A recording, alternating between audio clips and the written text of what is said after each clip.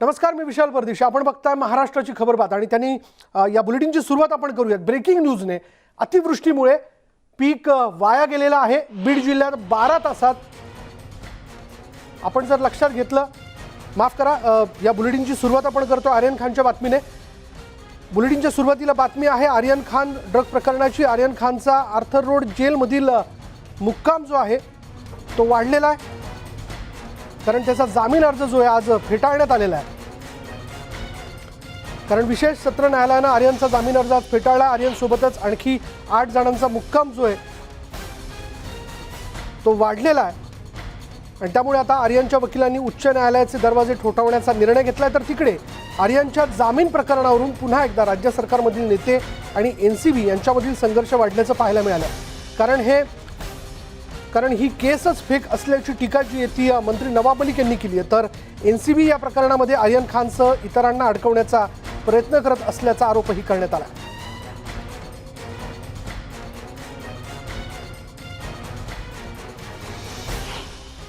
अभी ग्राउंड जो है वो अभी बोले नहीं गए हैं क्योंकि सिर्फ ऑपरेटिव पार्ट पास हुआ है. जैसे ही इस चीज़ में पूरा कंप्लीट ऑर्डर्स आएगा तभी हम इसके ऊपर पूरी बात कर पाएंगे. देखिए, ये तो अभी कोर्ट के ऑर्डर्स पे डिपेंड करता है. जैसे कि मैं बता रहा हूँ, अगर कोर्ट का ऑर्डर हाथ में आएगा तभी पता चलेगा कि किस ग्राउंड्स की बेसिस पे इसको रिजेक्ट किया हुआ है. बिकॉज इसमें 29 सेक्शन कॉन्स्पिरेसी का ऐड किया, maybe that might be a reason. नहीं, हमें पूरी उम्मीद है कि हाईकोर्ट इस चीज़ को प्रॉपरली परयूज करके और सुन के प्रॉपरली इसको एडजुडिकेट करेगा. बिकॉज ऐसे बहुत से प्रेसिडेंट्स है जहाँ पे बॉम्बे हाईकोर्ट ने ग्रांट किया. We are expecting it to be positive, but rest is all depends upon God. इंशाल्लाह उम्मीद है हमें बिल मिल जाना चाहिए, बाकी ऊपर वाले के हाथ में है. जो आर्गुमेंट हुए हैं वो अपनी तरफ से पूरी उन्होंने कोशिश करी है. कोशिश लगातार की है, सबने आर्गुमेंट की है, सबकी तरफ से पूरी उम्मीद है आज इंशाल्लाह मिल जाना चाहिए. फिर से आर्गुमेंट के लिए टाइम मांगने होगा? नहीं, बिल्कुल नहीं है. It's only made for orders, no more arguments. कुठेतरी चुकीच्या पद्धतीने युक्तिवाद करताय. म्हणजे त्यांना माहित आहे जामीनच्या वेळी हा सगळं म्हणजे पुरावे हे गृहीत धरण्यात येत नाही. त्यामुळे लोकांना जास्त काळ हा तुरुंगात कसा ठेवता येईल हे काम NCB करत राहत आहे. असेच बरेचसे उदाहरणं माझ्याकडे आहे. म्हणजे हा केस हा फेक केस आहे. हे जे वकील आहेत त्या लोकांनी हायकोर्टामध्ये जामीनच्या ऐवजी हा फेक केस आहे, कोर्ट रिसिव्हर अपॉइंट करून घ्या, जे पुरावे आम्ही सादर करतोय ते दाखवा. म्हणजे जे त्यांनी हे सगळं सीजर झालेलं आहे, जे फोटो NCBने रिलीज केलेला आहे, त्याचा एखादा कोर्ट कमिशनर नेमण्यात आला तर हा केसच क्वॅश होऊन जाईल. आणि याचविषयी अधिक माहिती आपण जाणून घेणार आहोत. आमचे प्रतिनिधी अजित मांढरे आता या क्षणाला आपल्या बरोबर आहेत. अजित, आज सकाळपासून या सगळ्या घडामोडींवरती तू लक्ष ठेवून आहेस. आज कोणत्या ग्राउंडवरती हा जामीन नाकारण्यात आला याबद्दल काही तपशील कळू शकलाय का? विशाल, ही माहिती देतोच. त्याच्या आधी एक महत्वाची माहिती आणि ब्रेकिंग न्यूज म्हणजे आर्यन खान याच्या वकिलांनी मुंबई उच्च न्यायालयामध्ये त्याच्या जामिनाकरता अर्ज केला आहे. या अर्जावरती न्यायालयामध्ये सुनावणी सुरूच होणार होती, मात्र न्यायालयाने ही गोष्ट स्पष्ट केली की आता या अर्जावरती सुनावणी होऊ शकत नाही. त्यामुळे या अर्जावरती उद्या ठरवू की आम्ही या न्यायालयामध्ये सुनावणी घ्यायची की नाही, ते उद्या ठरेल. यामुळे एक गोष्ट स्पष्ट झाली आहे, ती म्हणजे होऊ शकतं की उद्याच आर्यन खान याच्या जामिनावरती मुंबई उच्च न्यायालयामध्ये सुनावणी होऊ शकते आणि यामध्ये मग उद्या युक्तिवाद होतील, उद्या संध्याकाळपर्यंत किंवा परवा, किंवा न्यायालय त्यांच्या कक्षेमध्ये असल्यामुळे ठरवेल की नेमका या सगळ्या जामीन अर्जावरती कोणत्या दिवशी निकाल द्यायचा. पण मुंबई उच्च न्यायालयामध्ये उद्याच सुनावणीला सुरुवात होईल असं पूर्ण एकंदर चित्र आता आपल्याला दिसतंय. कारण का आर्यन खान याच्या वकिलांनी मुंबई उच्च न्यायालयामध्ये त्या ठिकाणी दाद मागितलेली आहे. तिथे आर्यन खानचा जामीन अर्ज जो आहे तो त्यांनी दाखल केलेला आहे. हा झाला आर्यन खानच्या मुंबई उच्च न्यायालयामध्ये जामीन अर्जावरून सुनावणीच्या संदर्भातली बातमी. तर आता मुख्य मुद्दा असा आहे की आज मुंबई सत्र न्यायालयाने आर्यन खान याचा जामीन अर्ज का फेटाळला. आपण जर आर्यन खान किंवा इतर जे आरोपींचे वकील आहेत त्यांचं जर म्हणणं नीट ऐकलं असेल तर त्यामुळे त्यांनी सांगितलं की कटाचा भाग होणे किंवा कट रचणे हे 2 मुद्दे आहेत आणि त्याचबरोबरीनं NCBने तपासामध्ये केलेली प्रगती हे 3 महत्वाचे मुद्दे आहेत. आणि या 3 महत्वाच्या मुद्द्यांवरती न्यायालयाने आजचा जामीन अर्ज फेटाळलेला आहे. हे आता स्पष्ट झालेलं आहे. थोड्याच वेळात न्यायालयाची जी ऑर्डर कॉपी आहे ती त्यांच्या वेबसाईटवरती अपलोड होईल आणि त्यामध्ये अधिक स्पष्टता येईल. पण हे 3 महत्वाचे मुद्दे आहेत. एक म्हणजे कटामध्ये सहभाग असणे, स्थानिक कट रचणे आणि NCBच्या तपासामध्ये प्रगती असणे. त्यांच्या लिंक जे आहेत, जे व्हॉट्सअप चॅट वारंवार NCB जे व्हॉट्सअप चॅटचा उल्लेख करत होती त्याच्यातून मोठ्या लिंक मिळतात, इंटरनॅशनल लिंक मिळतात याच्यामध्ये मोठ्या अंमली पदार्थ तस्करांचा सहभाग असू शकतो. हे सगळे जे मुद्दे आहेत हे न्यायालयाने ग्राह्य धरले आणि आर्यन खान, मुनमुन धमेचा आणि अरबाज मर्चंट या तिघांचे जामीन अर्ज जे आहेत ते न्यायालयाने फेटाळलेले आहेत. पण आता यानंतर त्यांचा आपण बघतोय सगळ्यांचा तुरुंगातला मुक्काम जो आहे तो वाढलेला आहे, तर पुढली प्रक्रिया आता कशी असू शकते? पुढली प्रक्रिया म्हणजे ती प्रक्रिया ऍक्च्युली झालेली आहे, कारण का वरच्या न्यायालयामध्ये म्हणजे आता महानगर दंडाधिकारी न्यायालयाने या अर्जावर सुनावणी घेण्यास नकार दिली, कारण त्यांच्या अधिकार क्षेत्रात येत नाही. तर मुंबई सत्र न्यायालयाने सगळं ऐकून घेतलं आणि त्यांचा निर्णय दिला की जामीन अर्ज त्यांनी फेटाळलेला, त्याचे ग्राउंड पण त्यांनी सांगितले. आता मुंबई उच्च न्यायालयामध्ये त्यांना अर्ज दाखल करायचा होता, तो अर्ज त्यांनी दाखल केलेला आहे. एका न्यायालयासमोर त्या अर्जाची सुनावणी घेण्यास ते गेले देखील, पण न्यायालयाने म्हटलं की आता तात्काळ आम्ही याच्यावर सुनावणी घेऊ शकत नाही, तुम्ही उद्या न्यायालयामध्ये या, उद्या आपण ठरवू की याच्यावरती सुनावणी घ्यायची तर उद्याच घ्यायची का कधी घ्यायची. त्यामुळे पुढची प्रक्रिया हीच आहे की मुंबई उच्च न्यायालयामध्ये अर्ज दाखल करून त्या ठिकाणी सुनावणी घेणं. त्या सुनावणीला ह्या सगळ्या प्रक्रिया देखील प्रारंभ झालेला आहे. त्यामुळे उद्या सकाळी 11च्या दरम्यान मुंबई उच्च न्यायालयामध्ये हे निश्चित होईल की कोणत्या न्यायालयामध्ये आणि कधी जामीन अर्जावरती आर्यन खानच्या, मुनमुन धमेजाच्या आणि अरबाज मर्चंट या तिघांच्या जामीन अर्जावरती कोणत्या न्यायालयामध्ये सुनावणी होईल आणि ती कधी होईल हे उद्या स्पष्ट होईल. धन्यवाद या सगळ्या माहितीबद्दल अजित. या सगळ्या घडामोडींवरती तू लक्ष ठेवून राहा. आम्ही जरूर याविषयी पुढे तुझ्याकडे अपडेट घेण्याकरता येत राहू. यानंतर पाहूयात, काँग्रेसच्या नेत्या प्रियंका गांधी यांना पोलिसांनी ताब्यात घेतलं आहे. काँग्रेस कार्यकर्ते आणि या विषयावरनं आता आक्रमक झालेले पोलीस आणि कार्यकर्त्यांमध्ये बाचाबाची झाल्याचं कळतंय. प्रियंका गांधींना उत्तर प्रदेश पोलिसांनी ताब्यात घेतलंय. लखनौ इथे त्यांना ताब्यात घेण्यात आल्याचं कळतंय. आग्रा इथे पोलीस कोठडीत मृत्यू झालेल्या व्यक्तीच्या कुटुंबियांच्या भेटीसाठी प्रियंका गांधी निघाल्या होत्या आणि उत्तर प्रदेशमधील आग्रा इथल्या जगदीशपुरा भागात पोलीस कोठडीत एका व्यक्तीचा मृत्यू झाला आणि त्यामुळे तिथलं राजकीय वातावरण तापलंय. त्या व्यक्तीच्या कुटुंबियांना भेटण्याकरता आग्र्याकडे निघालेल्या काँग्रेस सरचिटणीस प्रियंका गांधी यांना उत्तर प्रदेश पोलिसांनी यमुना एक्सप्रेसवेवरती रोखलंय आणि त्यानंतर त्यांना ताब्यात घेण्यात आलं. परिणामी यमुना एक्सप्रेसवेच्या एंट्री पॉईंटवर पोलीस आणि काँग्रेस कार्यकर्त्यांमध्ये बाचाबाची झाली.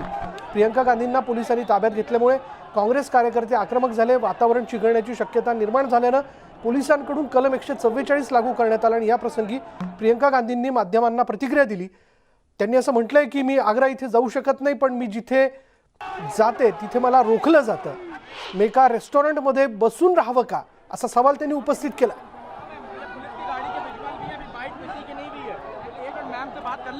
आणि दृश्य आपण बघतोय की ज्यांना म्हणजे प्रियंका गांधींना पोलिसांनी इथे ताब्यात घेतलं. म्हणजे एवढंच नाही तर यावेळी पोलीस त्यांच्याबरोबर सेल्फी देखील काढताना दृश्यांमध्ये आपण पाहतोय. आग्र्यात एका पोलीस कोठडीत एकाचा मृत्यू झाला आणि त्या मृत्यू झालेल्या व्यक्तीच्या कुटुंबियांना भेटण्याकरता म्हणून प्रियंका गांधी गेल्या होत्या, पण त्यांना यमुना एक्सप्रेसवेवरतीच रोखण्यात आलं आणि उत्तर प्रदेश पोलिसांनी त्यांना ताब्यात घेतलं. आणि या सगळ्या प्रकरणावरनं संतप्त होत त्यांनी प्रश्न विचारलाय, मी एखादी व्यक्ती गेली आणि त्या कुटुंबातला तो जर प्रमुख व्यक्ती आहे तर त्या कुटुंबाच्या सांत्वनाकरताही मी जाऊ नाही का, मी कुठल्या तरी रेस्टॉरंटमध्ये बसून राहावं का, असा प्रश्न त्यांनी उपस्थित केलेला आहे. आणि यावेळी त्यांच्या अटकेवरनं काँग्रेस कार्यकर्ते चांगलेच आक्रमक झाल्याचं बघायला मिळालं. यावेळी काँग्रेस कार्यकर्ते आणि पोलिसांमध्ये बाचाबाची झाली. यावेळी प्रियंका गांधी माध्यमांशी देखील बोललेल्या आहेत. दृश्यांमध्ये आपण पाहू शकतो की कलम 144 लागू करण्यात आल्याचं पोलिसांनी त्यांना सांगितलं. से पुलिस की खुद स्थिति ये हो गई है कि वो कुछ कह ही नहीं पा रहे हैं. उनके अधिकारी भी जानते हैं कि ये गलत है, इसके पीछे कोई एक्चुअल रीजन नहीं है, कोई लॉ एंड ऑर्डर का इशू नहीं है, फिर भी रोका जा रहा है. तो खुद बेचारे शर्मिंदा हैं. क्या रीजन बता रहे थे कि जैसे आप इससे पहले लखीमपुर रीजन तो वही बताते हैं हर जगह. 144 है, लॉ एंड ऑर्डर है. लेकिन 2 साल से मैं यूपी में काम कर रही हूँ, जहाँ भी मैं जाती हूँ आपने कभी देखा है कि कोई लॉ एंड ऑर्डर सिचुएशन मैंने क्रिएट किया रहता जब आप हर बार ये है. तो मतलब ये तो हद ही हो गई है ना, हाथ से हो गया है एक्चुअली.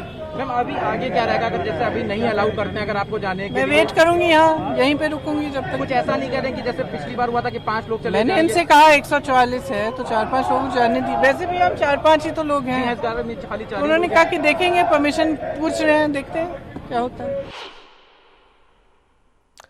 आणि पुन्हा एकदा हे दृश्य आपण पाहू ज्यामध्ये आपल्याला बघायला मिळू शकतं की आज प्रियंका गांधी उत्तर प्रदेशातील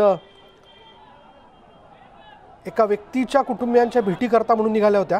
याला पार्श्वभूमी मुळात अशी आहे की आग्रामध्ये एका पोलीस कोठडीत एका व्यक्तीचा मृत्यू झाला आणि त्या व्यक्तीच्या कुटुंबियांचं सांत्वन करण्याकरता म्हणून त्या तिथं घरी जाणार होत्या.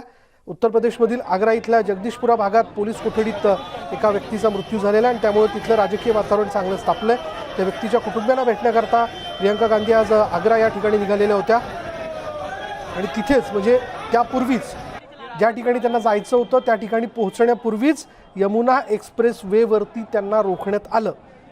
त्यानंतर त्यांना पोलिसांनी ताब्यात घेतलं. परिणामी यमुना एक्सप्रेस वेच्या एंट्री पॉईंटवर पोलीस आणि काँग्रेस कार्यकर्त्यांमध्ये बाचाबाची झाली. प्रियंका गांधींना पोलिसांनी ताब्यात घेतल्यामुळं काँग्रेस कार्यकर्ते आक्रमक झाले. वातावरण चिघळण्याची शक्यता निर्माण झाल्यानं पोलिसांकडून कलम 144 लागू करण्यात आला आणि याप्रसंगी आपण पाहिलं माध्यमांना त्यांनी काय प्रतिक्रिया दिली. मी फार पूर्वीपासून उत्तर प्रदेशात काम करते. गेल्याही लोकसभा निवडणुकीत आपण जर बघितलं तर प्रियंका गांधी ह्या सक्रिय झाल्याचं बघायला मिळालं होतं. त्यानंतरही तिथे त्या काम करत होत्या वेगवेगळ्या वेगवेगळ्या मतदार क्षेत्रामध्ये आणि अशावेळी काही मोर्चे काढणं असेल, काही निवेदनं देण्याचा भाग असेल, या विषयाला देऊन देखील त्या आघाडीवर ते बघायला मिळाल्या.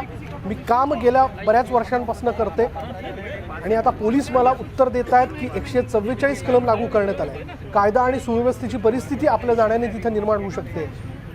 यापूर्वी मी जेव्हा काम करत होते, जेव्हा मी मोर्चे काढले, तेव्हा कधीही अशा प्रकारची परिस्थिती निर्माण झाल्याचं किंवा मी निर्माण केल्याचं तुम्ही बघितलंय का?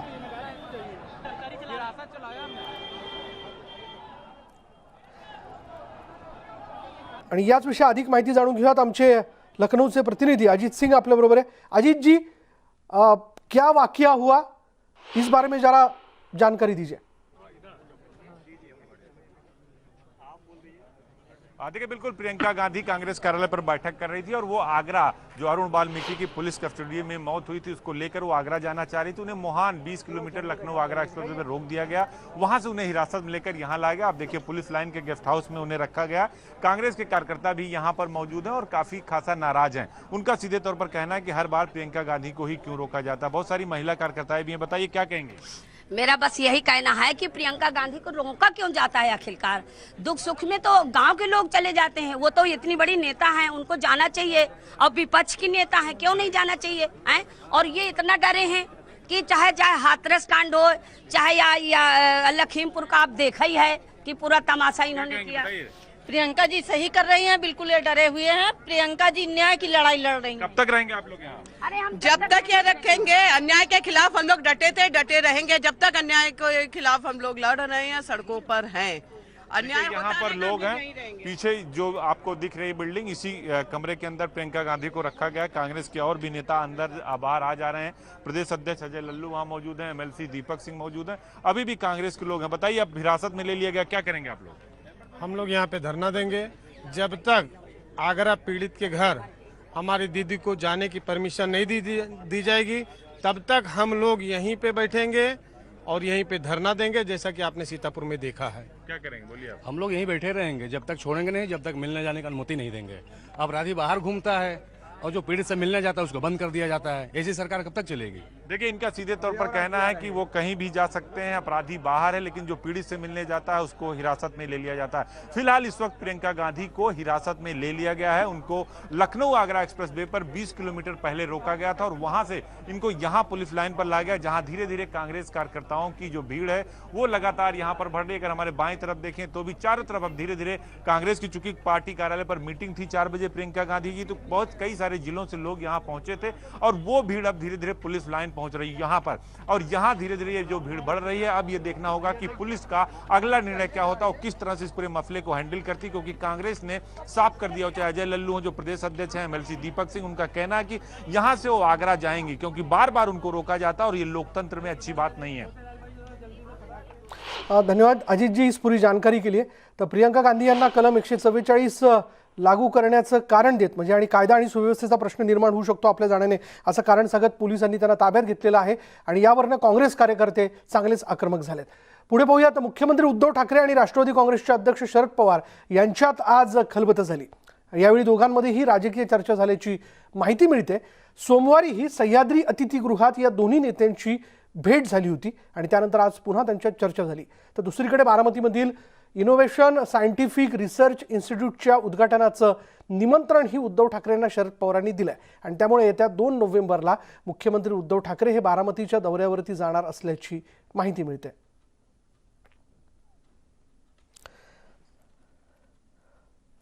आमचे बारामतीचे प्रतिनिधी जितेंद्र जाधव आपल्याबरोबर आहेत. जितेंद्र, काय तपशील याबद्दल? विषयाला एकत्रित आपण बघितलंय, महाविकास आघाडी स्थापन झाल्यानंतर कोविड काळात प्रथमच 16 जानेवारी 1920 मुख्यमंत्री बारामतीत आले होते. त्यावेळेस काही बंधनं होती, त्यामुळे अधिकचे कार्यक्रम या ठिकाणी घेता आले नाहीत. परंतु आता ऍग्रिकल्चर डेव्हलपमेंट ट्रस्ट हे सुवर्ण महोत्सवी वर्ष आहे आणि इन्क्युबेशन आणि इनोव्हेशन सेंटरचं या बिल्डिंगचं उद्घाटन मुख्यमंत्री उद्धव ठाकरे यांच्या हस्ते होणार आहे. त्यांच्याबरोबर अनेक मंत्री देखील असणार आहेत. खुद्द शरद पवार, खासदार सुप्रिया सुळे, उपमुख्यमंत्री अजितदादा हे सर्व असणार आहेत आणि ह्याच्याबरोबर अजून 5 कार्यक्रमाचं आयोजन करण्यात आलेलं आहे. माळेगाव येथील शिवाई डेअरीचं ते पाहणी करणार आहेत. तिथून बारामती शहरातील विविध परिसर असेल असे विविध कार्यक्रम त्यांच्या हस्ते घेण्यात येणार आहेत आणि शिवाय एक मोठं भूमिपूजन मुख्यमंत्र्यांच्या हस्ते होणार आहे असं आपल्याला सूत्रांकडून माहिती मिळाली आहे. 2 तारखेला दिवसभर मुख्यमंत्र्यांच्या हस्ते विविध कार्यक्रम या ठिकाणी घेण्यात येणार आहेत आणि खुद्द पवार यांच्या गोविंद भागात ते स्नेहभोजन देखील करणार आहेत. विशाल, धन्यवाद जितेंद्र या सगळ्या तपशिलाबद्दल. तर मुख्यमंत्री हे बारामतीच्या दौऱ्यावरती असणार आहेत आपण पाहिलं आणि यावेळी पुन्हा एकदा शरद पवारांबरोबर त्यांची बैठक होईल. यापूर्वी देखील त्यांची बैठक झालेली आहे. सह्याद्री अतिथीगृहात या दोन्ही नेत्यांची भेट झाली होती आणि त्यानंतर आज पुन्हा त्यांच्यात चर्चा झाली आहे. यानंतर महाराष्ट्राची खबर बातमध्ये. इथं वेळ झाली का ब्रेकची. ब्रेक घेऊयात. पहा फक्त न्यूज 18 लोकमत.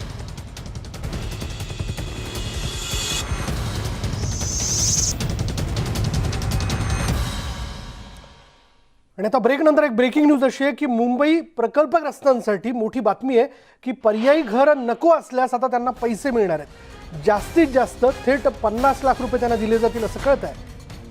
काही प्रकल्पग्रस्तांनी माहुलला जाण्यास विरोध केला आणि आता जर त्यांना घर नको आहे तर त्या बदल्यात त्यांना थेट 50 लाख रुपयांपर्यंतचा मोबदला जो आहे तो दिला जाईल. मुंबईतील प्रकल्पग्रस्त बाधितांना पर्यायी घर नको असल्यास आता थेट घराचा मोबदला देण्याच्या संदर्भातला निर्णय महापालिकेच्या स्थायी समितीत घेण्यात आला. त्या धोरणाला मंजुरी देण्यात आली आहे आणि पुन्हा एकदा लक्षात घ्या, ज्यांना घर नको आहे त्यांना जास्तीत जास्त थेट 50 लाख रुपयांचा मोबदला जो आहे तो दिला जाईल. प्रकल्पग्रस्तांना माहुल या ठिकाणी घरं दिली जात होती पण तिकडे जाण्यास प्रकल्पग्रस्तांनी विरोध केला होता. अखेर पर्यायी घर नको असणाऱ्यांना थेट मोबदला मिळणार आहे. बोलूयात आमच्या प्रतिनिधी सुष्मिता पदाणे पाटील आपल्यासोबत आहेत. सुष्मिता, मुंबईतले असे बरेच प्रकल्पग्रस्त आहे जे वर्षानुवर्ष वाट बघतायत की त्यांना पर्यायी घर कुठे मिळतंय किंवा त्या बदल्यात काही मोबदला दिला जाईल का. पण आता या धोरणाच्या संदर्भातली चर्चा काही दिवसांपूर्वी स्थायी समितीच्या बैठकीत होत होती पण आता या धोरणाला मंजुरी देण्यात आली. काय माहिती याबद्दल?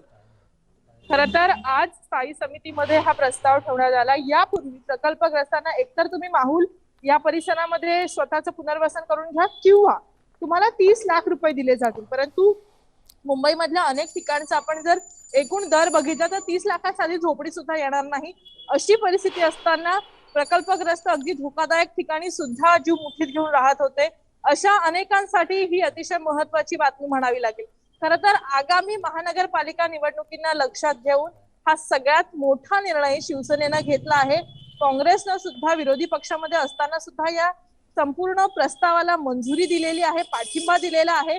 एकीकडे भाजपने मात्र याच्यावरती नाराजी व्यक्त केलेली आहे. याला पाठिंबा दर्शवलेला नसला तरी सुद्धा आज स्थायी समितीमध्ये ज्या वेळेला हे संपूर्ण प्रकरण आलं याच्यावरती चर्चा झाली. त्यामध्ये जे जे पुनर्विकास असे क्षेत्र आहेत जिथं पुनर्विकासाची कामं चालू आहेत किंवा जे प्रकल्पग्रस्त आहेत त्यांना आता माहुलला जायची गरज नाही अशा पद्धतीची घोषणा पालिकेनं केलेली आहे. यशवंत जाधव यांनी याविषयीचं स्पष्टीकरण आज माध्यमांशी बोलताना दिलेलं आहे. त्यामुळे एकत्रितपणे सगळ्यांची यादी करण्यात येईल आणि त्यानुसार जे प्रकल्पग्रस्त अटी शर्तीनुसार या सगळ्या बदलाला किंवा या सगळ्या प्रस्तावास पात्र आहेत या मोबदल्यास पात्र आहेत अशांना 50 लाख रुपये आता थेट देण्यात येणार आहे. त्यामुळे कुठेही थांबून राहणं किंवा रेफ्युजी कॅम्पमध्ये जाणं हा प्रश्न असा नाही.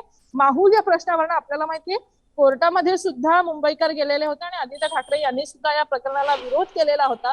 त्यानंतर शिवसेनेनं काही महत्वाच्या पावलं उचलत या प्रस्तावाला मंजुरी दिल्याचं आज पाहायला मिळतंय. धन्यवाद सुष्मिता या सगळ्या माहितीबद्दल. मुंबई महापालिकेच्या स्थायी समितीच्या बैठकीमध्ये प्रकल्पग्रस्तांचं पुनर्वसन किंवा त्या बदल्यात मोबदला याविषयीच्या धोरणाला जी ती मंजुरी देण्यात आली आहे आणि आपण बघतोय आता ज्यावरनं वेगवेगळे प्रश्न जे आहेत ते उपस्थित होताना दिसत आहेत. पुढे पाहूयात बातमी नागपूरमधनं. नागपूरमधील कळमना भागातील राष्ट्रीय महामार्ग प्राधिकरण यांचा नवीन निर्माणाधीन उड्डाणपूल काल रात्री कोसळला. पारडी ते कळमना या भागाला जोडणारा हा पूल असून या पुलाला जोडणारे स्पॅन जे आहेत ते खाली कोसळल्याने ही घटना घडली. वाहतुकीच्या मार्गावर ही घटना घडली, मात्र सुदैवाने कोणतीही जीवितहानी झाली नाही. प्राधिकरणाचे अधिकारी काही दिवसाआधी पुलाची पाहणी करून गेले होते आणि जानेवारी महिन्यात हा पूल वाहतुकीला सुरू करण्यात येणार होता. या घटनेने नंतर स्थानिकांनी बांधकामावर प्रश्न उपस्थित केले.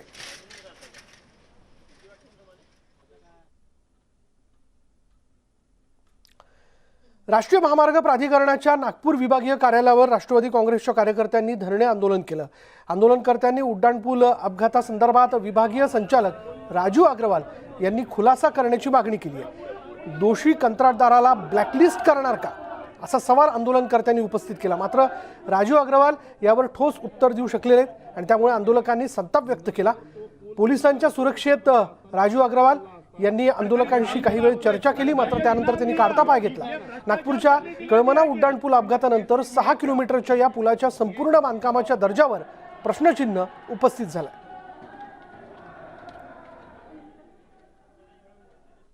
आमची मागणी ही आहे की जो पारडीच्या नाक्यावरचा जो पूल आपला कळमना मार्केटकडे जात असताना जो पडला आहे धुनेश्वर भाऊ पेठे आणि मी मागच्या 3 वर्ष पहिले जेव्हा ते एक पिलर कोसळला होता त्यावेळेस सुद्धा आम्ही म्हटलं होतं की निकृष्ट दर्जाचं काम आहे, ताबडतोब त्या एजन्सीला तुम्ही त्याच्यावर काळ्या यादीमध्ये टाका, त्याच्यावर FIR करा आणि त्याचं काम बंद करा. आता जोपर्यंत ऑडिट होत नाही तोपर्यंत त्या पुलाचं काम बंद ठेवावं अशी आमची मागणी आहे. नागपूरमधील उड्डाणपुलाच्या मुद्द्यावरून शिवसेनेनं आक्रमक भूमिका घेतली आहे. कोसळलेल्या उड्डाणपुलाजवळ शिवसैनिकांनी आंदोलन केलं. पारडी ते कळमना भागाला जोडणाऱ्या पुलाला जोडणारे स्पॅन कोसळले होते. सुदैवानं यात कोणतीही जीवितहानी झाली नाही. प्राधिकरणाच्या अधिकाऱ्यांनी काही दिवस आधी पुलाची पाहणी केली होती. जानेवारीत हा पूल वाहतुकीला सुरू करण्यात येणार होता आणि या घटनेनंतर शिवसेनेने बांधकामावर प्रश्न उपस्थित केले.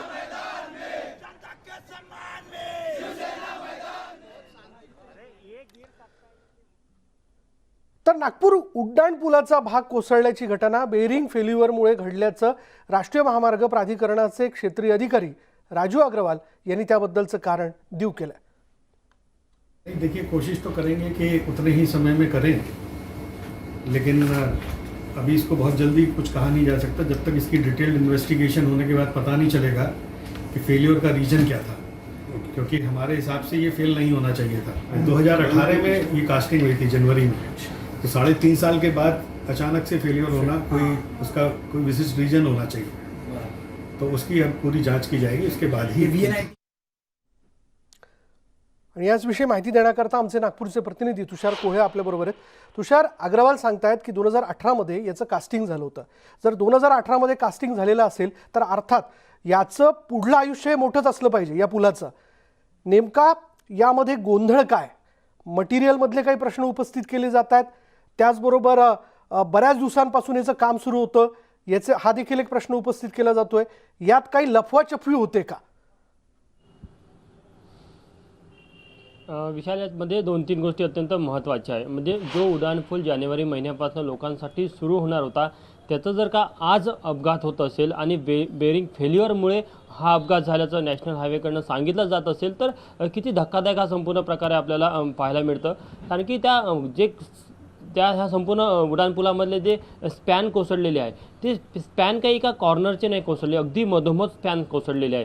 त्यामुळे आता ज्या ठिकाणी हे सर्व बेरिंगवर हे सर्व स्पॅन आहे ते किती सुरक्षित आहे हा देखील एक महत्त्वाचा प्रश्न या निमित्ताने उपस्थित होतो. आणि दुसरी महत्त्वाची गोष्ट की केंद्रीय मंत्री नितीन गडकरी यांच्या नागपूर शहरामध्ये ही घटना घडली.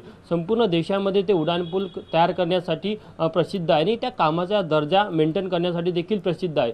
आणि त्यांच्याच जर का शहरामध्ये अशा प्रकारचं काम होत असेल, कंत्राटदारांकडनं त्याकडे दुर्लक्ष केलं जात असेल किंवा दुय्यम दर्जाचं काम केलं जात असेल तर तो देखील एक महत्त्वाचा प्रश्न आहे.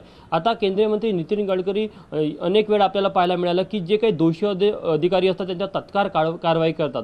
या प्रकरणामध्ये देखील तसं बोललं जातं की निश्चितच यामध्ये जे काही जबाबदार अधिकारी असतील त्यांच्या लवकरात लवकर कारवाई केली जाईल. मात्र नॅशनल हायवे ऑथॉरिटी ऑफ इंडियाचं जे दिल्ली मुख्यालय त्यांनी आत्ताच थोड्या वेळाआधी एक प्रेस रिलीज जाहीर केली आणि त्यांनी सांगितलं की या संपूर्ण प्रकरणाची उच्चस्तरीय चौकशी होणार आहे. ज्या मुंबईच्या कंपनीने हे बेरिंग प्रोव्हाइड केलं होतं त्या मुंबईच्या कंपनीची देखील चौकशी होणार आहे, त्याच्या गुणवत्तेची देखील चौकशी होणार आहे. पण महत्त्वाचा विषय हा आहे की जो उड्डाणपूल जानेवारी महिन्यापासून लोकांसाठी सुरू होणार होता तोच जर का असा अचानक कोसळून जातो आणि उद्घाटन होण्याआधी कोसळून जातो तर त्याचं मग पुढचं आयुष्य किती हा देखील एक महत्त्वाचा प्रश्न आहे.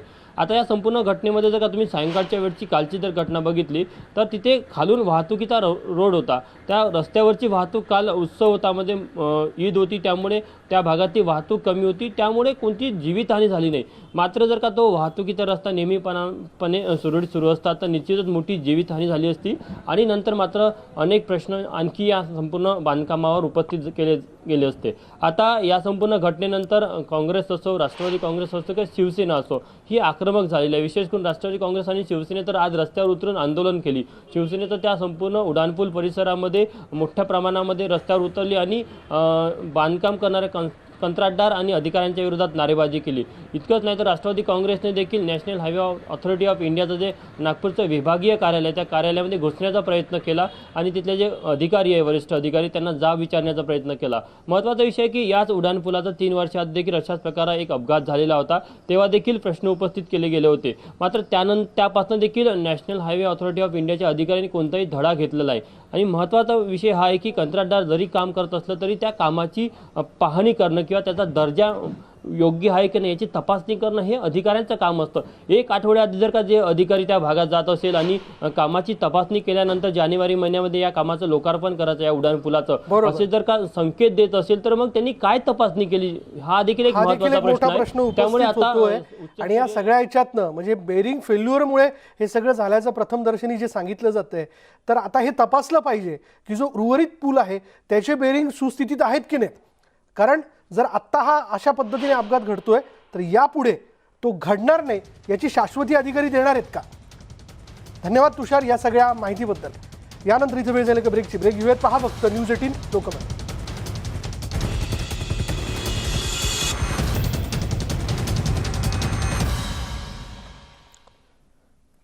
ब्रेकनंतर आपण बघणार आहोत इतरही घडामोडी.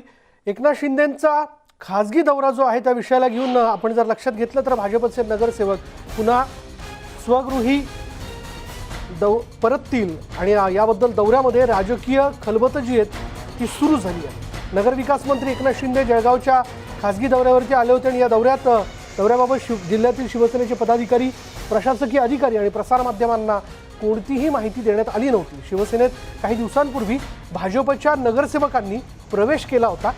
मात्र ते नगरसेवक पुन्हा भाजपमध्ये दाखल झाले. फोडाफोडी टाळण्यासाठी हा दौरा झाल्याची राजकीय वर्तुळात चर्चा रंगली आहे. या पार्श्वभूमीवर एकनाथ शिंदेंच्या या खासगी दौऱ्याला महत्त्व प्राप्त झालं होतं. एकनाथ शिंदे यांनी दौऱ्यात पालकमंत्री गुलाबराव पाटील, आमदार किशोर पाटील यांच्यासोबत 2 तास बंद दाराआड चर्चा केली. हेलिकॉप्टरने एकनाथ शिंदे या दौऱ्यावरती आले होते आणि नेत्यांसोबत चर्चा केल्यानंतर परत हेलिकॉप्टरने ते मुंबईला रवाना झाले. बोलूयात आमचे प्रतिनिधी प्रशांत बाग आपल्याबरोबर आहेत. प्रशांत, मंत्री एकनाथ शिंदे जळगावला येतात, एका त्याला खासगी दौऱ्याचा भाग असं म्हटलं जातं, कोणालाही कळवलं जात नाही, पण या पाठीमागे नेमकी पार्श्वभूमी काय? विशाल, याच महत्वाच्या हालचाली या जळगाव जिल्ह्यामध्ये यांनी चांगलाच वेग पकडलाय. आपल्याला माहिती आहे की महाविकास आघाडी सत्तेत आल्यानंतर जळगाव जिल्ह्याचं पालकमंत्रीपद शिवसेनेकडे आलं. गुलाबराव पाटील शिवसेनेचे पालकमंत्री झाले आणि यानंतर जळगाव जिल्ह्यामध्ये आक्रमक हालचाली करत त्यांनी भारतीय जनता पक्षाच्या नगरसेवकांना गळायला लावलं आणि भाजपचे नगरसेवक फोडले. शिवसेनेचं जळगाव पालिकेवर सत्ता आली. मुक्ताईनगरला तीच परिस्थिती. म्हणजे एकंदरीत शिवसेना आक्रमकपणे हालचाली करत होते आणि कुठेतरी भाजपची पिछेहाट होती अशा प्रकारचं चित्र दिसून येत होतं. पण गेल्या सरकारमध्ये संकटमोचक म्हणून ज्यांचं नाव समोर आलं होतं गिरीश महाजन यांनी त्यानंतर पुन्हा काट टाकली. भारतीय जनता पक्षाने आक्रमक हालचाली सुरू केल्या आणि जे गेलेले नगरसेवक होते त्यांना सुद्धा गेल्या 4-5 दिवसामध्ये परत आणण्यामध्ये यश मिळालं. हा शिवसेनेला खूप मोठा फटका मानला जातोय. पण भाजपच्या हालचाली ज्या आपल्याला माहिती समजते त्यानुसार त्या फक्त नगरसेवकांपुरता मर्यादित नाहीये, तर महाविकास आघाडीमध्ये राज्यात जे आमदार जे बडे नेते नाराज आहेत त्या सगळ्यांनाच खेचण्याच्या हालचाली सुरू झाल्या. आणखी याच्याचमुळे आपल्याला माहिती आहे की पाचोऱ्याचे शिवसेनेचे आमदार जिल्हा प्रमुख आहे किशोर पाटील, मुक्ताईनगरला एकनाथ खडसे यांच्या मुलीला ज्यांनी हरवलं अपक्ष उमेदवार म्हणून तेही शिवसेनेचे जिल्हा प्रमुख चंद्रकांत पाटील. एकनाथ खडसे नेहमीच सांगतात की गिरीश महाजन यांनी उभा केलेला उमेदवार आणि गिरीश महाजन यांनी मला पाडलं. हे दोघंही गिरीश महाजन यांचे चांगलेच निकटस्थ आहे आणि याचमुळे गेल्या काही दिवसांमध्ये त्यांच्यामध्ये होत असलेल्या चर्चा आणखीन बैठका याचमुळे नाराज आमदार हे शिवसेना सोडून भारतीय जनता पक्षाची कास धरू शकतात का अशा प्रकारची एक चर्चा सुरू झाली आणि कोणतेही डॅमेज होण्याच्या आधीच ते कंट्रोल करण्याच्या भूमिकेतनं शिवसेनेचे मोठे नेते जे आहेत ते प्रत्यक्ष मैदानात उतरले अशा प्रकारची चर्चा आता जोरात सुरू झालेली आहे. आणि याचमुळे की या आमदारांना त्यांच्या काही अडचणी असेल दूर कराव्या, चर्चा करावी याकरता म्हणून या आक्रमक हालचाली सुरू झाल्या. त्याचाच भाग म्हणून एकनाथ शिंदे यांनी तातडीनं घेतलेली गुप्त भेट हे असं मानलं जात आहे. एकंदरीत जर का बघितलं तर महाविकास आघाडीमध्ये सगळ्याच ठिकाणी आलबेले असं नाहीये. उत्तर महाराष्ट्रामध्ये जर का आपण बघितलं तर नाशिक जिल्ह्यामध्ये छगन भुजबळ राष्ट्रवादीचे बडे नेते, शिवसेनेचे आमदार सुहास कांदे या दोघांमधला वाद सर्वश्रुत आहे. ज्या पद्धतीनं दोघं एकमेकांवर आरोप करताय आणि शिवसेना इथे आक्रमक झाली आहे याचाच अर्थ महाविकास आघाडीमध्ये अंतर्गत धुसफूस खूप आहे आणि याच परिस्थितीमध्ये जे आमदार किंवा जे बडे नेते नाराज आहे ते भाजपच्या वळचणीला लागू शकतात अशा प्रकारची राजकीय चर्चा आहे.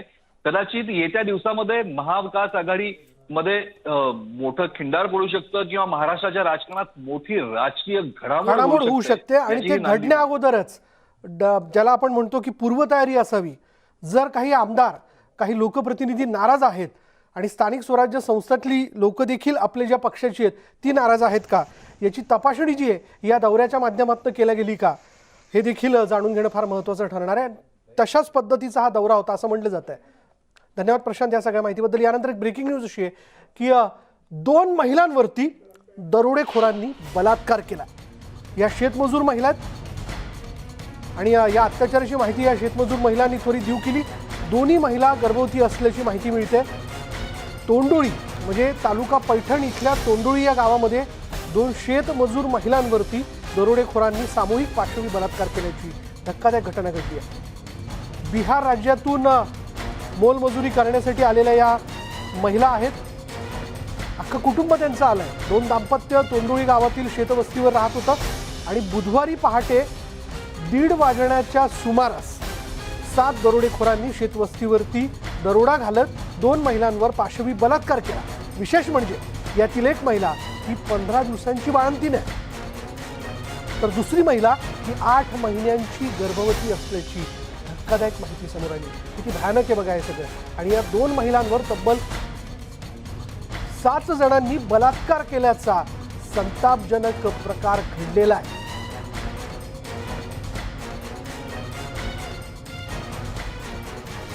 भयानक असा हा प्रकार म्हणता येईल. म्हणजे या सगळ्या प्रकारावरती नेमकं कोणत्या शब्दात व्यक्त व्हावा आणि कोणत्या शब्दातनं संताप व्यक्त करावा हा प्रश्न सर्वसामान्य माणसाला पडला असेल.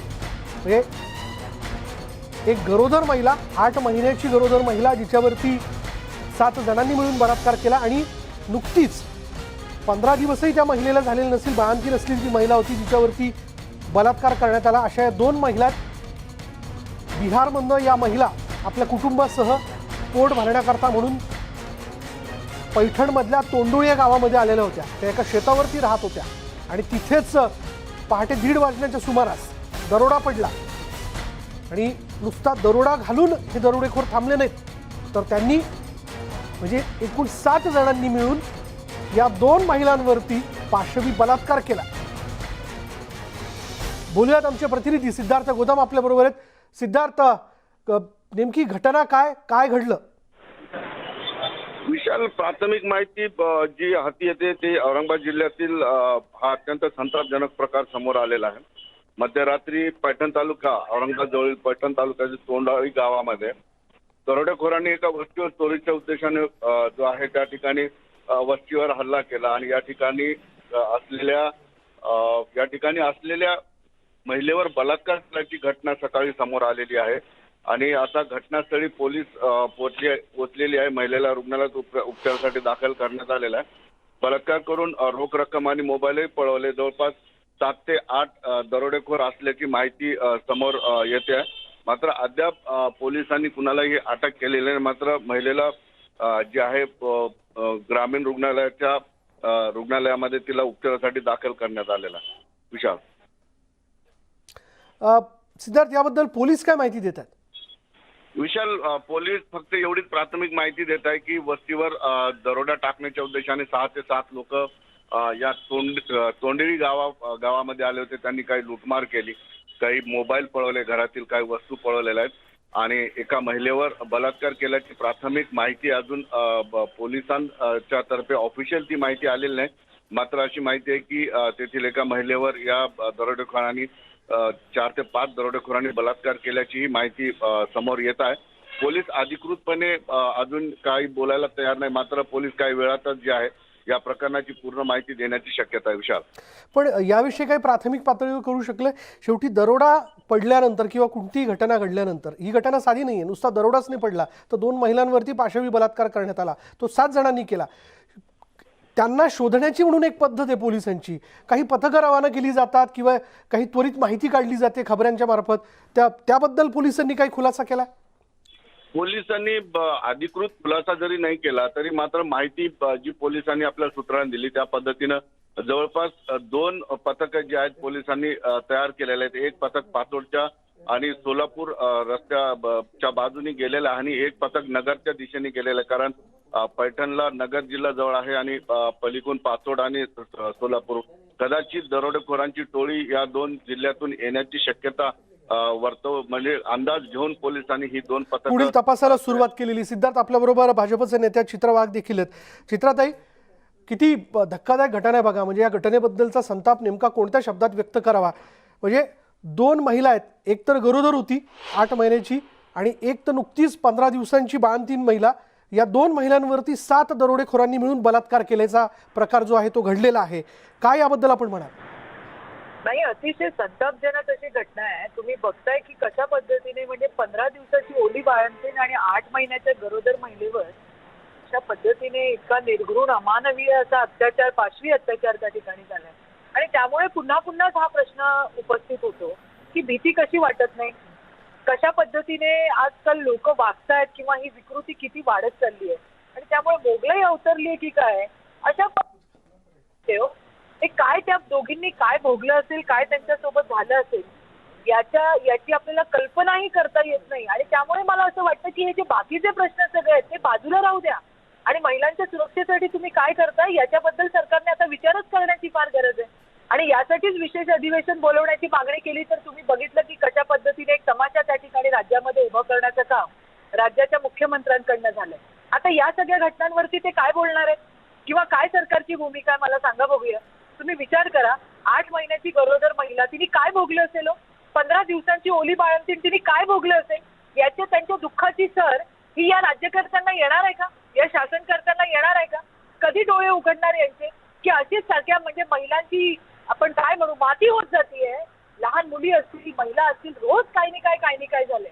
म्हणून मी आता ट्विटही केलं की नामांतराचा विषय असेल तो बाजूला ठेवा, काय करता ते तुम्ही सांगा.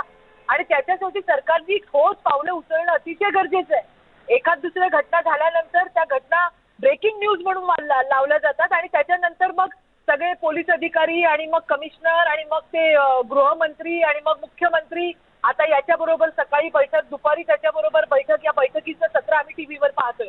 आणि त्याच्यानंतर काय पुन्हा थंड, पुन्हा दुसऱ्याची घटनेची आपण वाट बघणार आहोत. म्हणजे अक्षरशः राज्यामध्ये महिला आणि मुलींच्या इज्जतीची किंमतच काही राहिली नाहीये, माती झाली अक्षरशः. आणि यासाठी सरकार काय करतं याच्याकडे आमची आता या भूमिकेकडे लक्ष आहे. मला माझ्या मिळालेल्या माहितीप्रमाणे अजूनपर्यंत तरी हे दरोडेखोर जे आहेत ते कुठे सापडलेले नाही आहेत. त्यामुळे आता पोलिसांनी टीम पाठवलं किंवा काय, आता बघूयात काय काय पुढे होतंय ते. पण या घटनेवरती आमचं लक्ष आहे. अशा घटना होऊ नये याची पुनरावृत्ती टाळण्यासाठी ठोस पावलं उचलणं गरजेचं आहे. आणि सरकारची या सगळ्या विषयाकडे इच्छाशक्ती काही तेवढी प्रबळ दिसत नाहीये. बरं, तुम्ही आपल्याबरोबर अशाच थांबा. विधान परिषदेच्या उपसभापती डॉक्टर नीलम गोरे देखील आपल्याबरोबर आहे. डॉक्टर नीलम गोरे, या घटनेबद्दलची माहिती अर्थात आपल्यापर्यंत पोहोचली असेल. त्वरित दखल घेणं या दृष्टिकोनातनं आपण पोलिसांशी बोललेल्या आहात का? काय आपली माहिती आहे? नाही, या संदर्भात अजून मला पोलिसांशी चर्चा करायची आहे. परंतु अशा घटना महाराष्ट्रामध्ये दर 1-1.5 वर्षांनी कुठे ना कुठे घडतात. कर्णफुलं कानातली ओढून नेणं याच्यासारखी घटना, कोठेवाडीची घटना, नंतर बीड जिल्ह्यातली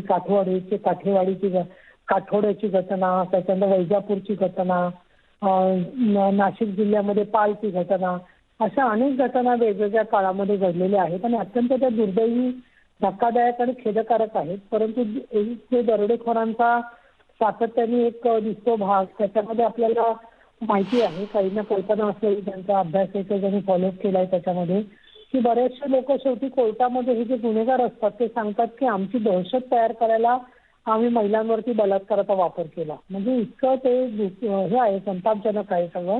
पोलीस दरोडेखोरांना पकडण्याच्या दृष्टिकोनातून मी स्वतः गृहमंत्र्यांशी बोलते आहे.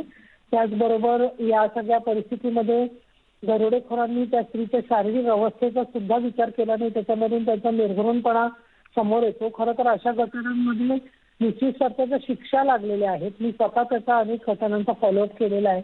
परंतु जोपर्यंत या दरोडेखोरांकडून काही अवैध गोष्टी करून घेणाऱ्या टोळ्या आहेत, काही सूत्रधार आहेत त्यांचे, काही त्यांच्याकडून चोरीची सोनं विकत घेणारे लोक आहेत आणि तोपर्यंत हे नेक्सस जे आहे ते वाढवणारे सुद्धा काही छुपे हस्तक आहेत की जे या पद्धतीने अशा घटना घडवत असतात, फायदा घेत असतात. तर मला शक्य आहे तेवढा सगळा पाठपुरावा करीन, पोलिसांशी बोलते. परंतु अशा प्रकारची घटना घडू नयेत यासाठी म्हणून कुठे अतिरेक न होता या सगळ्यामध्ये निष्पाप निरपराध लोक आहेत त्यांना पकडलं जाता कामा नये. परंतु ज्यांच्या काही धागेदोरे लागतील, आणि आता एक फार महत्वाचा फरक पडलाय, माझा शेवटचा मुद्दा असा की सीसीटीव्हीमुळे या आरोपींपर्यंत लवकर पोहोचणं शक्य होऊ शकेल असं मला वाटतं आणि या दृष्टीने मी स्वतः लक्ष घालते आहे. धन्यवाद आमच्याशी बोलल्याबद्दल. चित्रावाघ आपल्याबरोबर आहेत, तर चित्रावाघ यांच्याकडे पुन्हा एकदा जाऊयात. चित्रावाघ यांनी देखील आपलं मत या विषयाला घेऊन व्यक्त केलेलं आहे. डॉक्टर नीलम गोरे यांच्याशी आपण बोललो. त्वरित या घटनेची दखल घेऊन पुढल्या हालचाली ज्या त्या केल्या जात आहेत, तपास केला जातोय आणि अर्थात अशा घटना घडल्यानंतर एक पद्धत असते पोलिसांची तपासाची, त्या पद्धतीची अंमलबजावणी देखील सुरू झालेली असणार. कारण चारही दिशांना तपास पथकं जी आहेत ती पाठवली जातात. या दरोड्यात झालेली लूट, शिवाय लुटण्यात आलेल्या वस्तू त्या कुठे विकल्या जातात, कोण ते विकत घेतं याबद्दलची माहिती देखील खबरांच्या माध्यमातून काढली जाते. पण ही घटना भयानक आणि धक्कादायक म्हणता येईल. कारण या घटनेमध्ये बिहार राज्यातनं आपल्या कुटुंबासह पोट भरण्यासाठी हे 2 कुटुंब जिथे आलेले होते आणि त्या कुटुंबातल्या 2 महिलांवरती, म्हणजे त्यांच्या शारीरिक अवस्थेला लक्षात न घेता 7 जणांनी मिळून पाशवी बलात्कार केलेला आहे.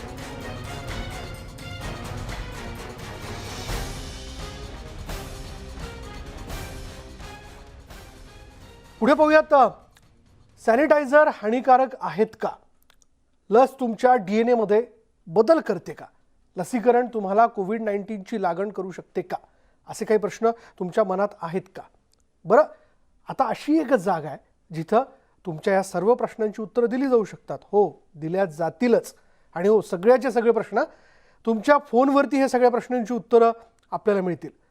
नेटवर्क 18 आणि फेडरल बँकेच्या कोविड-19 विरुद्ध देशव्यापी लस जागृती मोहिमेचा भाग म्हणून Sanjeevani a shot of life Sanjeevani WhatsApp helpline सुरू करण्यात आली आहे.